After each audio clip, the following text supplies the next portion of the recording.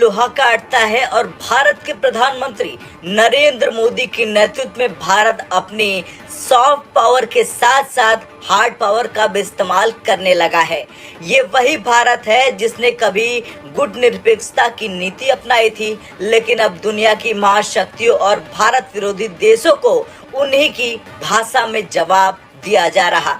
यही कारण है कि आज अजरबैजान, तुर्की, पाकिस्तान और चीन जैसे देश भारत को लेकर अलर्ट मोड पर आ गए हैं।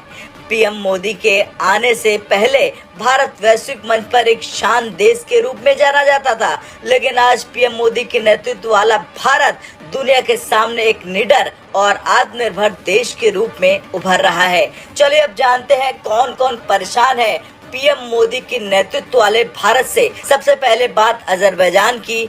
अजरबैजान ने पिछले 30 सालों से पाकिस्तान का समर्थन किया, लेकिन अब भारत ने आर्मेनिया को हथियारों की सप्लाई कर सीधा संदेश दिया। अजरबैजान ने इस पर प्रतिक्रिया भी दी और कहा कि भारत का ये कदम पीएम मोदी के नेतृत्व का परिणाम है।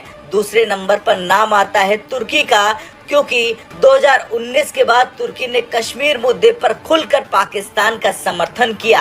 भारत ने तुर्की को कड़ा जवाब देते हुए रक्षा संबंधों को खत्म किया और तुर्की की अर्थव्यवस्था को झटका देने वाले कदम उठाए। अब बात पाकिस्तान और चीन की कर लेते हैं। पाकिस्तान और चीन भारत के हमेशा से विरोधी रहे, लेकिन अब उन्हें भारत के बढ़ते कदमों से ज्यादा दिक्कत है। पीएम मोदी के नेतृत्व में भारत अब केवल विरोध नहीं करता बल्कि पलटवार भी करता है।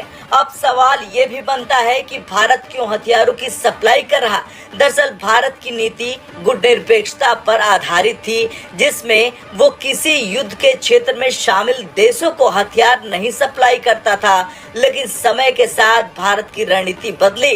भारत अब अपने राष्ट्रीय हितों को सर्वोपरि मानता है। आर्मेनिया को हथियारों की सप्लाई करके भारत ने दिखा दिया कि वो अपने दोस्तों को मजबूत करने से पीछे नहीं हटने वाला। अजरबैजान और तुर्की ने जब भारत के दुश्मन पाकिस्तान का समर्थन किया, भारत ने अपने कूटनीतिक और सामरिक कदमों से उन्हें करारा जवाब दिया।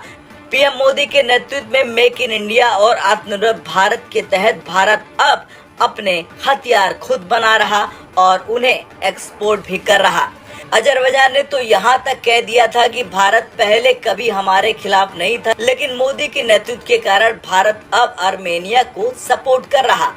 अजरबैजान की समस्या है कि भारत का आर्मेनिया को हथियारों की सप्लाई करना, पाकिस्तान के साथ अजरबैजान का गठजोड़, लेकिन भारत ने साफ कर दिया कि जो देश भारत के खिलाफ खड़ा होगा उसे जवाब मिलना तय है। तुर्की का मानना है कि भारत अपने ही पुराने नियमों का उल्लंघन कर रहा, लेकिन तुर्की को ये समझना होगा कि ये 2019 से पहले वाला भारत नहीं है।